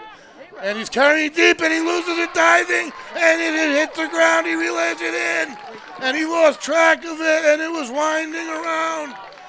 And it lands for a long single. They didn't know what to do. They didn't know if he had it or not. But he either lost track of it or just over-tracked it. Par for the course at the moment here for the Bulldogs. 2 outs. And it was a deep fly ball. No contact with it, so they'll call it a hit. Just looked uncomfortable in general defensively. I think that's a good adjective here today for the Bulldogs. They just look uncomfortable. They all do. Taking second again. The throw to third, though. Gets the tag down. Safe is the call. We only have the back angle from here, but a nice play. Nice pop throw, almost had it. Here we go, folks. Big spot, first base open. 2 more ducks on the pond. 2 outs, 6-0. Freshman on the hill, he does not pitch like a freshman. I have his name amongst many statistics, which I planned on just covering you guys with all positive Bulldog statistics, but they've been giving me too much to talk about, too much to dissect. 1-1 the count, 2 outs. Michael Poole, the freshman, 2.60 ERA, 4-2 record, 10 appearances, 1, and a strikeout that I was talking during, but got the strikeout that he needed, that he was brought in for, leaving those 2 runners on. We are, however, folks, 4.5 innings through. this one, and the Saints added 2 more, and they have a 6-0 lead in game 1. Don't panic, folks. Do not panic. It is game 1. That's why they play a best-of-3 series. It is only the bottom of the 5th. That's why they play 7 innings. And I'm here for all 7. I promise you, folks, this game is not done. Needless to say, the Bulldogs have set themselves up for success in every way, regardless of how this game goes. They truly have. It's not going the way they had planned, this clearly. And as the Saints ace, number 22, has just done a wonderful job on the mound for the Saints. And he just completely shutting down the Bulldogs offense. I have one hit I can recall, Simmons, and it was just a bloop single to left field. Besides that, I don't recall anything. Defensively, the Bulldogs got to do better than they've done. Every one of their runners, and runs nearly everyone, not everyone, but I'd say 4 of them wouldn't be up there if it weren't for errant defense. When you get to this level, when you're playing the number 2 team in the state, facing their ace, sometimes you don't get a chance to come back from that. Let's see if the Bulldogs do. The Bulldogs enter this game now after beating Tiverton 18-1 versus Division 1B South foes. Entering the game for the Saints, they were 14-4, and they are the number 2 seed as Charahoe and Narragansett on the other side of the bracket just caused chaos and mowed down the 1, 2, 3, and 4 seeds. All said goodbye to them all. I think now the 4 seeds back. The Chargers are the 6th seed, they're alive, and the Mariners from Narragansett are the 4th seed, and they're squaring off today just like the Bulldogs. So trying to start things off here in the bottom of the 5th inning. First pitch, whoa, way up and behind, lost that one. Number 12 at bat for the Bulldogs, Drew Bozek, the sophomore. Left fielder for the Bulldogs. The Chargers really, I don't want to get into it during an inning, but they are on fire. They truly are on fire. They've won 9 out of 11 and 2 elimination games in a row. Swing and a miss, strike 2, strike 1, 1-1 the count. So they are feeling it, and they're moving right along as they knocked off Burrowville in a 9-inning, extra inning match. In addition to the only division team to knock off the Bulldogs, the Chargers knocked off Johnston. Johnston and Jeremy Urena, their ace, the URI commit, went down to the Chargers via the upset.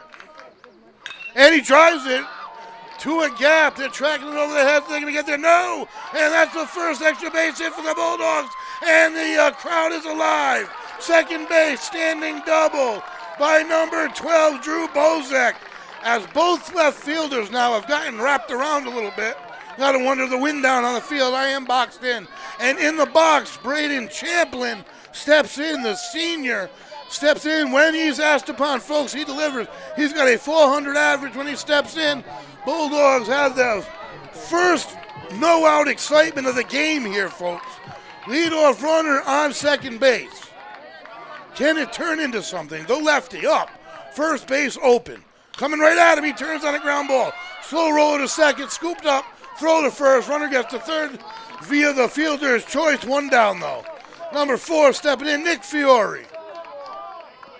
I thought the grass might have slowed it down to give it a shot at first. It didn't. The infield for the Saints, I said before the game, I watched during their pregame darn near whole practice that the infield was very sharp. They really were. They were on their game. I've seen our infield slide around a little bit and just uncharacteristic things. Defensively, I saw the outfield struggle, conversely. Not our outfield, but their outfield had a tough time tracking things. And now we've seen our both left fielders have that issue. 6-0 score. Doesn't seem to hurt. Swing and a miss. Bulldogs have a runner on third, 1 out. And their second baseman, Nick Fiore, down in the count, 0-1, 1 out in the bottom of the 5th inning. Score 6-0. Best of 3, folks. If you didn't hear it the first time, hear it again. Best of 3. Waves at it, fouls it out of play. 2 strikes. And just an overall frustration. I'm breathing it in the air. It's hard to breathe, folks. It's thick air, and that's what happens in the postseason. The higher you get in the altitude, thin air, I think that's what it is in real life. I'm not a skier. But when you get up top, thin air, higher than the mountain, the thin of the air, checks third, diving back, in safe. And that's kind of what you see. You see a little bit of a deflated team, and obviously the game one has not gone the way the Bulldogs wanted it to go. But they have made every preparation in case game one went this way. So have no fear, Bulldog fans. Have no fear. If it doesn't go this way on Thursday, we'll be here. They'll bounce back and bring you back to us, and we'll bring it to you live. 1 out. 2-strike pitch, takes strike 3. Knew it was there, just frustration. They're not happy with the call in general. They're just showing their frustration. The Bulldogs generally don't wear it on their sleeves. And the Saints pitcher, I got to say, he's having no difficulty whatsoever, doing it very businesslike. He's calm, cool, collected, doesn't seem tired. He's kind of just going about his day, and that's something very unusual to see against an offense as good as this Bulldog offense. And the leadoff hitter, Dean Pons Jr., with only his third opportunity to bat, bottom of the 5th inning. And if you're a Bulldog and you're only batting 3 times, that is very unlike the Bulldogs. Over the plate, check, swing, strike. Makes it 0-2 quick on Dean Pons Jr. Nobody on, 2 strikes, 2 outs. Bottom of the 5th inning. Saints in full control here. Breaking ball too far away of game 1 at the moment.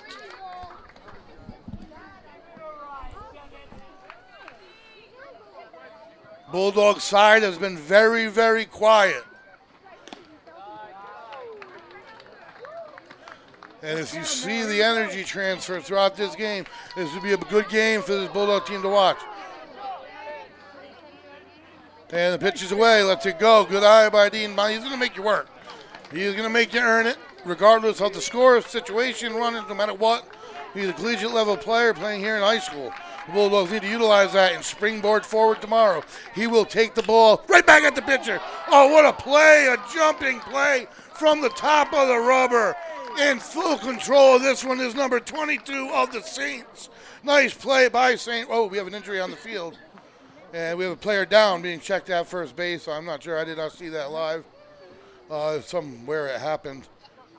I think his foot probably got stepped on at first base, and that is an issue if you get kicked in the shin.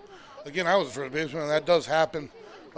Big gathering for that scenario, I'd have to say, but the crowd is applauding, and that incident should be over, and we move along. So that being said, number 22 for the Saints having a day. Their ace is pitching very ace-like. All right, that being said, so my question here is, what do the Saints do if Dean Pons Jr. comes out tomorrow, pitches like Dean Pons Jr., shuts him down, and you go into game 3? If that was your ace tonight, that means your number 2 is going to pitch tomorrow. So game 3, where are we all set? And who's set up better and who's deeper? And I do think if it comes down to a game 3, the Bulldogs have the advantage.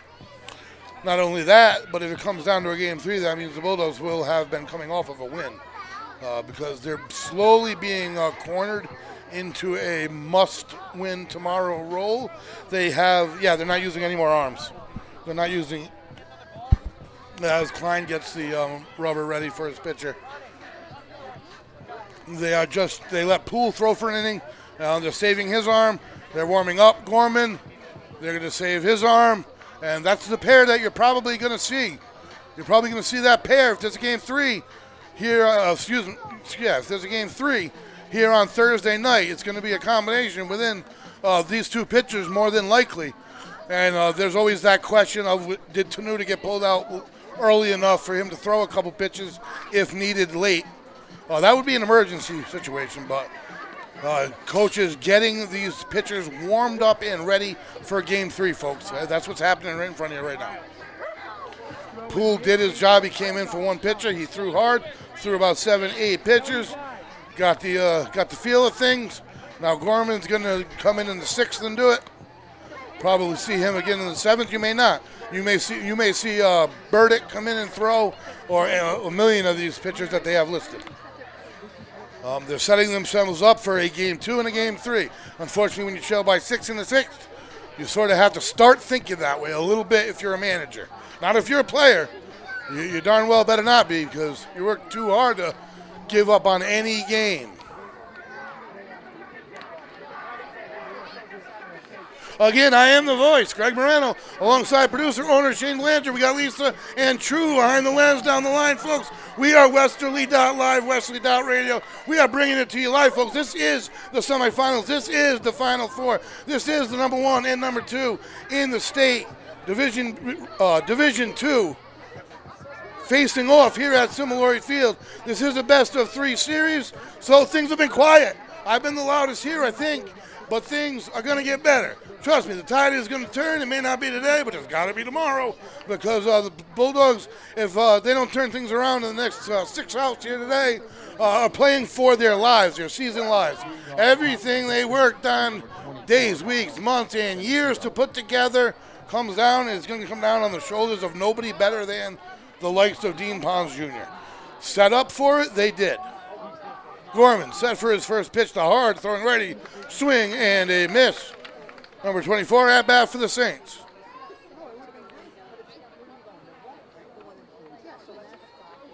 Top of the 6th inning. And inside strike, 0-2 quickly. And Gorman, he has shown a definite ability to pitch. He was called upon against the Stonington Bears, and he had 10 strikeouts, a complete game, mercy rule victory, 11-0 victory. So he's gone the distance. He's shut down team. He's thrown 10 strikeouts in a game, and that's your 4 pitcher. So this thing being said, as you saw him just strike out the first pitcher he saw on 3 pitches. That's your number 4. So they are set up, and I don't think the coaches are all that nervous. Obviously, that being said, you don't want to come out and lose your first game on your own field. This team is set up to be able to come back from this. And they're showing you that right now by having a freshman Poole come in and throw to a batter, strike him out. You got Gorman in here right now. He's throwing well. 1-1 count here. Top of the 6th. It's a quiet field. It's a busy field, but it's a quiet field.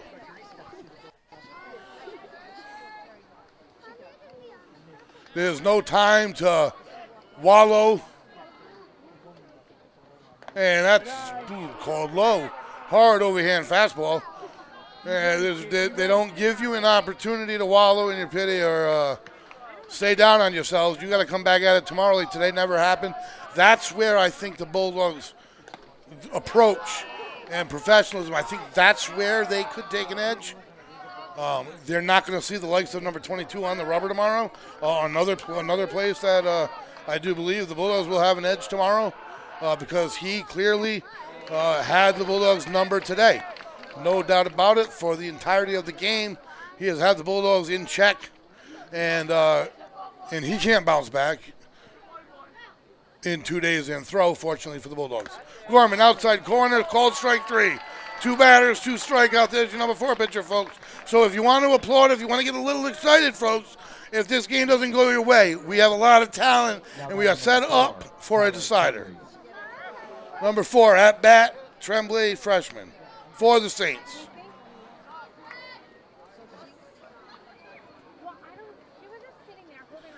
Shakes off the first pitch. Breaking ball comes back down. Nice hook. 0-1. So no problem whatsoever right now, Greg Gorman. The senior heading to Bryant. Not for his pitching ability whatsoever. What a hook. Strike, no. He called ball inside. He will be a hitter and a fielder at Bryant University. And that's a fastball outside portion of the plate. Yes, strike 2. 1-2. He struck out the first 2, looking to step in and strike out the side in the 6th. Can they end this with momentum regardless of the score? Question mark, I say. Is that a possibility, folks? After seeing what Poole and Gorman are doing right now, knowing that you have Pons tomorrow, dare I say, is there a little bit of a calming effect at least over what was disastrous defensively in some areas fielding? It has been the past 2 games. So Gorman, full count, nobody on, 2 outs. Payoff pitch. Breaking ball right over the plate, strike 3. And the senior number 17 for his hitting. The unbelievable hitter steps on the rubber and strikes out the side in the top of the 6th inning. That shows you the talent of the Bulldogs. That shows you the depth of their pitching. And winning in a series like this requires depth, folks. The question is, how deep is the Saints number 2? I have no idea. I don't know who they're throwing tomorrow. I don't know how good he is. But I know he's not better than Dean Pons Jr. So I fully expect, regardless, this to come back here tomorrow. Come back here on Thursday if the Bulldogs can't eclipse that number of 6 that's on the board. So that being said, folks, this production is brought to you in part by the Knickerbocker Music Center Live. Watch local bands live from the Nick in downtown Westerly, RI. Valenti Subaru. Service with honesty, integrity, and a smile are the cornerstones our business is built upon. Wireless Zone, your Verizon authorized retailer located in Dunn's Corners next to Dunkin'. Strategia, social media management, search engine optimization. Remy's Cycles, the latest in e-bike technology. Stellar customer service, everything needed to enjoy your cycling adventures. Teddy's Toys, both located at 53 Railroad Avenue. Modern toys, classic toys, board games, all toys. McQuaid's Ace Hardware, your local family-owned hardware store located on Franklin Street in Westerly, RI. Summer lawn maintenance, tools, and outdoor furniture. Folks, if they don't sell it, you don't need it. Here we go, bottom 6th inning, number 17, Greg Gorman stepping in for the Bulldogs. So the Bulldogs, I really like what they've done. I like when they took Tenuta down. I like how swing and a miss on the fastball right there on the outer portion of the plate. That's a pitch that he usually likes. I like how they brought Poole in and got him loose. He showed what he can do, and I love what we just saw out of Gorman. And that's over the inner portion of the plate, taken for a ball. Great eye by Gorman. He is a tough nut to crack in that box, folks. I mean, he can spray singles. He can hit it into the woods. He can take walks. 1-1 delivery inside, and he can get hit by the ball if you throw it at him. So, runner on first, leadoff guy on first, and this game ain't over. I'm telling you, folks, but I know more than even that. Like, my thinking, and the way I'm actually seeing this and starting to feel this, is that there is a feel of some kind of momentum when he is setting up for his third game, changing a little bit for this Bulldog squad. Leadoff man on. They need more runners than that. They've reached base via walk, hit batsman, and 1 hit. Beckler in. And swing and a miss. Took a big cut at that inside heater. And number 22 looks like they're going to bring their ace for the distance. They're not going to cut him early. I don't think they took Tenuta out with the fear of him giving up too many more runs. I think it was just, you never know, insurance. And to get those 2 pitchers ready that we're going to need in Game 3 with the confidence that, if needed, we'll be ready for Game 3. And he swings, gets under it, fly ball center field. Being tracked in by the center fielder, in he comes. Difficult time diving, and he throws it in like he made the catch, and he did. So these outfielders, I don't know why they're struggling with it. It's a cloudy night. The lights are on. No glares, no shadows, but it must be a lot of wind down there. I see the trees moving. I don't feel the wind, so I can't judge it, but it must be swirling because now we've seen it from both teams, a couple different positions. Very difficult out there. Nevertheless, Bulldogs 1 on, 1 out. Simmons up at bat, takes fastball inside, fouls it back for a strike, 0-1.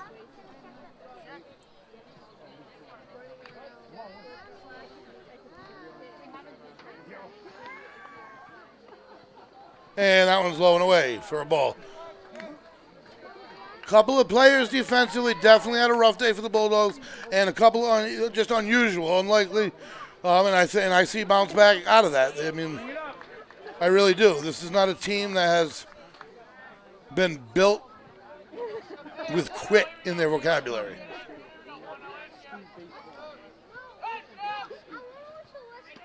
Side step, pitch, low and away. All right, let's go now. Seems to be a little concerned with Gorman. I have no idea why. 3-1 count. I mean, he can run and he can steal, but they're down. We're down by 6 runs here, and he really doesn't even matter. That is going to be a called strikeout. Simmons throws his bat, and you kind of got to wait that one out for the. He's clearly they were in disagreement. 3-1 the count, and that doesn't get you brownie points with the umpires either. At the ready, the Saints pitcher. Been already all day. That almost hits him. And frustrated runners at first and second here for the Bulldogs. Dare I say life. Jack Tenuta, number 22, at bat, has the capability of cutting this thing right in half with one swing. Out comes the Saints coach. I don't think he's going to pull any strings. He's going to talk to him, ask him. He's good to go. And he's saying he wants to stay, and the coach is going to leave. That's it. That's what you do when you have confidence in your ace. You go out, you tell you, and we would do the same thing with Dean Pons Jr. What do you do? What are you going to tell him? He knows exactly what he's got to do whenever he's out there under any situation. You kind of just go out there, give him that thumbs up. Number 22 for the Saints said, I'm good. Here we go. And low and away. Ball one. And a chant coming out of the Bulldogs dugout. I love to see it. Knowing this is a series, I love to hear this team with life. Strike called, 1-1, 1 out. 2 runners on for the Bulldogs. Swing and a miss, nice pitch. Just under it. About letter high, right in the zone. And down 1-2 is Tenuta. Bulldogs have 5 more outs here in this one. And that one's low and away. 2-2 the count.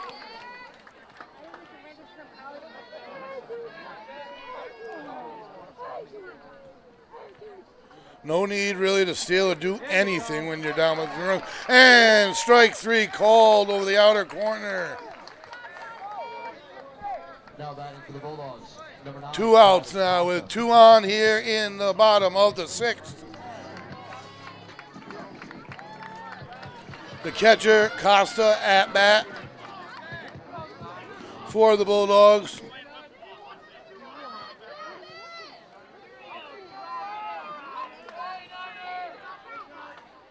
And right up the middle on the first pitch, sprays it to center field. He's coming in on a deep dive, and it comes up with a diving grab. What a play, what a catch by the Saints center fielder, and everything going the way of the St. Ray Saints here in Game 1. Folks, that's why they play a series. Have no fear. Do not have any quit. Don't give up. This Bulldogs team was built for a series. They have the pitching for a series. They have the hitting for a series. They have the mentality to erase a loss. All of those things exist to make this situation go away, and that will all be tested tomorrow. But I'll tell you what, the man on the hill tomorrow, there's very little to no doubt in my mind that we're going to be bringing you just about the most exciting baseball game Westerly has seen in 30 years here on Thursday night, brought to you only by Westerly.live, Westerly.radio. On the mound, Greg Gorman, seeing if he can finish things up here. He struck out the side when he entered the inning there in the 6th. So he came in warm and sharp, ready for action in either game, obviously. Costa back. And they're ready to throw down, and they have a tough time even matching that up. So the Bulldogs are going to have, the one adjustment they got to make is defensively. I mean, that's something that a pitcher can't always overcome. I mean, you can put your team in a great situation. In this game, the Bulldogs, I have to say, take everything off of Tenuta on it in the defense because their offense has been unable to put a single run on the board. So really, it doesn't matter. If you don't score 1 run, you're not going to win a game. So they can take that mentality with it and just erase it all. But the errors, they got to go away. They got to shore up the defense. And they got to just let this one go. Cards didn't fall in their favor. Take game 2 and then take game 3. Throws it down and we're ready for the 7th inning of play. Last inning in game 1 of what is a best of 3 Division II state semifinal series. And we're getting close to, as Bulldog fans, hoping this one goes 3. It is a 6-0 Saints lead, top of the 7th. The Bulldogs don't drop 6 in the bottom of the 7th inning. As I say, the Bulldogs fans are hoping for a third game. Ball one.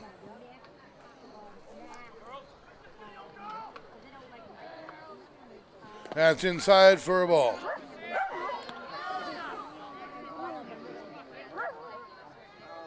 I like how the Bulldogs have had the opportunity to use the arms that they're going to need moving forward, besides Ponds, which you would never obviously throw. Breaking ball, doesn't get the call, it's away, 3 balls. I think you'll probably see Poole start and Gorman be the relief, and maybe Tenuta be the emergency.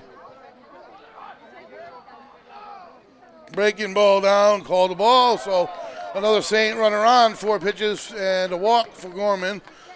Not that far off of the zone. And in steps the cleanup hitter, the first baseman. He's out doing all right. Number 3, Breen, a junior, Timothy Breen. Next up for the Saints, number 3, Timmy Green.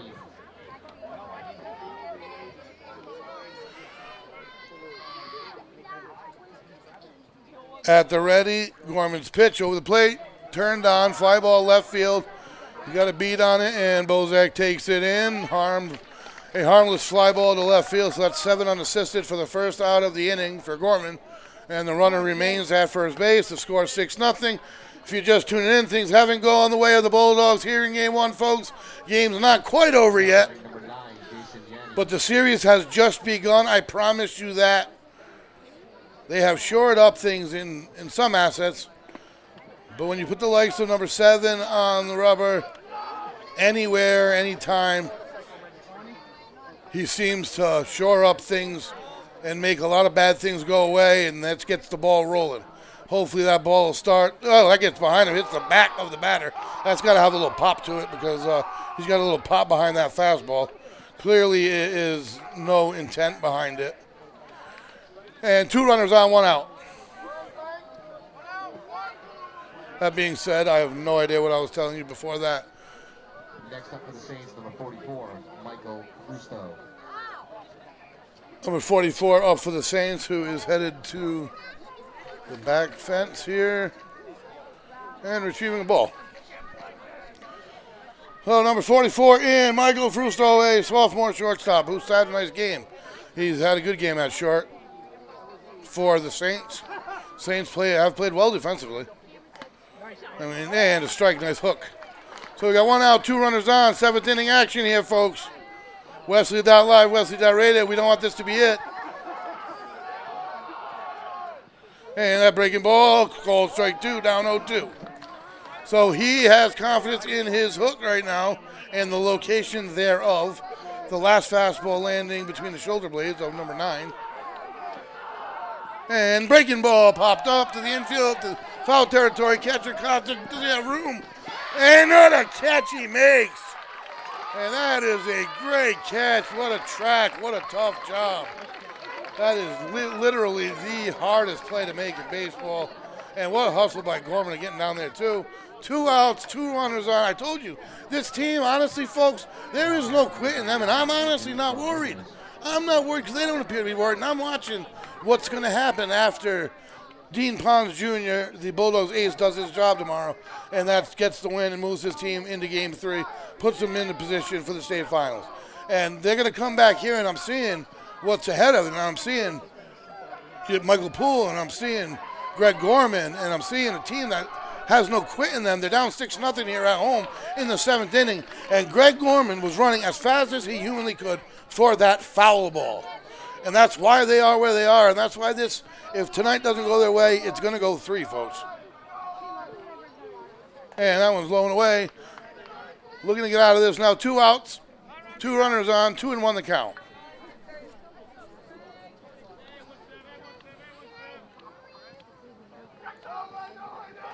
And the delivery stays outside, gets by Costa. That's happened a couple more times than usual today. More stolen bases than usual. And that also comes to, there was a lot of first and third situations that the Saints managed to get themselves into. And when they did, regardless of how many times we threw over, they stole second on the first pitch every time. So we tried to cut off with the second baseman. We've tried everything. We tried to throw it through. We tried to swing and miss. We tried the pump fake, throw to third. Almost had him there. Didn't get him, though. We tried the shortstop cutting it off, and I think we threw it straight back to the pitcher once. Never were we able to cut down the runner. Full count, 2 outs, and it's a swing and a miss. Gets the strikeout. He's excited, folks. These guys are excited. They know the mistakes they made. They know why they're in the position they're in, and they know just how to get out of it. Hopefully today, maybe not. If not, most definitely tomorrow. As they get set for the bottom of the 7th inning, folks. I will briefly, it had to be in the mindset a little of both of these two teams. The other side of the division, folks, had Woonsocket, Burrillville, Mount St. Charles, Pontiac, all up in the top 4 of their division. All have been kicked out of the playoffs. On Westerly's side, Johnston and Prout both knocked out, leaving Narragansett and Charo. The entire Division 2A North has been eliminated besides St. Raphael, St. Ray's right in front of us. And 3 out of the 4 teams left are out of 2B. And that would be Westerly, Narragansett, and Charahoe on the other side. So you go from playing what would have been maybe a 14-3, 16-3 Woonsocket team in the state titles, and you're playing to the likes of a 10-8 or 10-9 Narragansett or Charahoe team. So did we catch the Bulldogs maybe looking ahead a little bit? Maybe. Very possible. I doubt it. I think number 22 is just a real good pitcher. He came in and he did his job and got his win. And I think tomorrow, number 7, who's just a phenomenal pitcher, is going to do the same thing. This kid came here to Westerly as St. Ray's ace. He pretty much dominated and won the game for St. Ray's. We have Dean Pons Jr., number 7. He's going to go to St. Ray's tomorrow. He's going to take the rubber from Westerly. And there's no doubt in my mind of his performance, which is going to bring it all right back here, folks. And us here at Westerly.live, Westerly.radio, have no fear. We will bring it here. That is going to be a one game, one and in, one and done. All or nothing, whatever you want to call it. It's for a ticket to the state championship game. Leading off the bottom of the 7th inning. Trailing by 6, but there's positives. And I'm excited. I'm excited because I kind of see what they did, and now we don't got to see number 22 anymore. I don't want to see any more of him. And he turns around on it, gets it to third base, handles it on 2 hops, throw across the diamond, and he is out. So a 5-3 ground out, first pitch for the Bulldogs down to the last 2 outs in game 1 here at the semis. And I promise, folks, this isn't the last you've heard of the voice. I promise you that we will be back on Thursday. If any of their prior play in this season is any indication, I should say. Strike called inside corner, Evan Klein. So the Bulldogs, I hate to say it, but their season, if you had your season on the shoulders of anybody, who would you want it on? You'd want it on Dean Pons Jr. And briefly, I will tell you it's because he has a .73 ERA. He has 7 wins, 0 losses, 6 complete games, and a save. That's why you kind of can take a deep breath and say, okay, we still got a shot here, guys. We have a phenom on the hill tomorrow that's going to get us right back in this thing. And we're going to take this back and make it a 1-game showdown. So as I've done most of the second half of this game in third person, talking for these guys, trying to keep some kind of intensity behind things here. As number 4, doesn't want to be the last soldier. There's all sorts of nicknames for the last out. No, number 4, Nick Fiore, 2 outs for the Bulldogs. Nobody on. Rough start to this semifinal game. And I'll tell you what, I'm excited to return. I'm going to leave all of my paperwork here in the assumption we'll return. And that's he lined out. He lined it on the button. Story of the night for the Bulldogs. But, well, let me finish this off, bro. Game 1. goes to the St. Ray Saints by a score of 6-0. Number 22 dominated the game for the Saints, shut down the Bulldogs offense completely. Bulldogs defensively, they got to do a better job.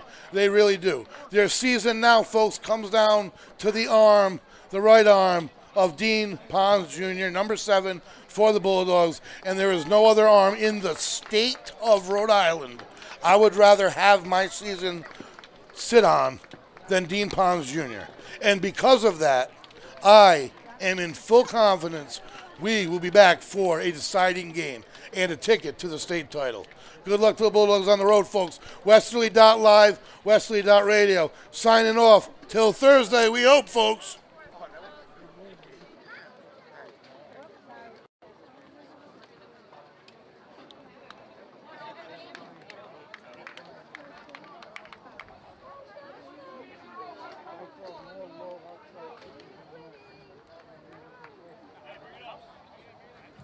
The game tomorrow is at Fairlawn Veterans Memorial Park. Again, Fairlawn Veterans Memorial Park, Pawtucket, 5 p.m. first pitch.